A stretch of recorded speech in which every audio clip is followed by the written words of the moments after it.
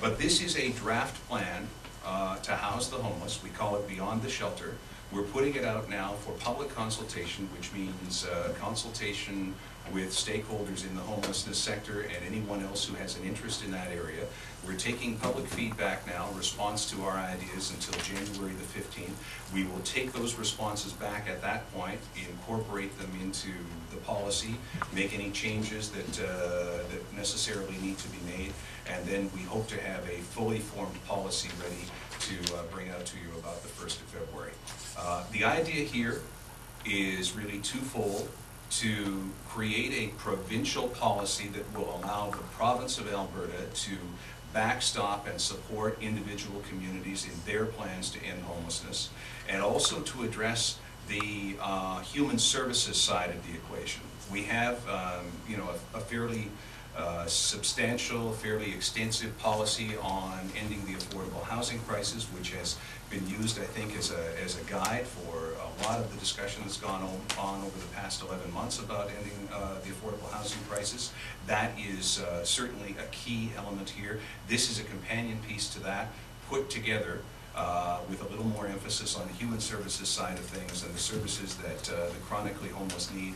We believe that we can cast the province of Alberta in a role of making a real difference in terms of supporting communities in their plans to end homelessness. We're talking about creating a Director of Housing and Human Services with the authority needed to direct any kind of cross-ministry initiative. I mean, we have a cross-ministry initiative sort of underway at this point, but the trouble with cross-ministry initiatives is that they tend to get bogged down in individual ministries' agendas, right?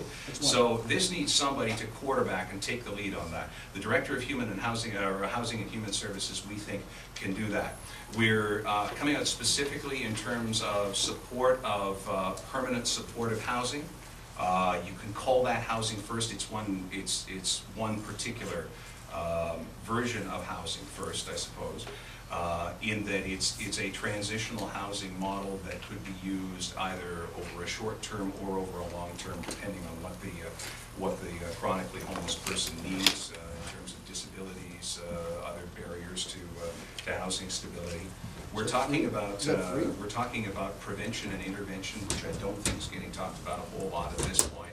Part of the reason why you have a 10-year plan to end homelessness is because even if you could create housing with a wave of a magic wand for all the homeless people in Alberta today, you would still have people feeding into the system because of the causes and triggers of homelessness.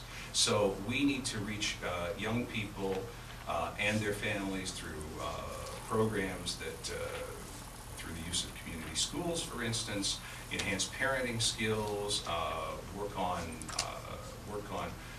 hunger, work on poverty issues, that sort of thing.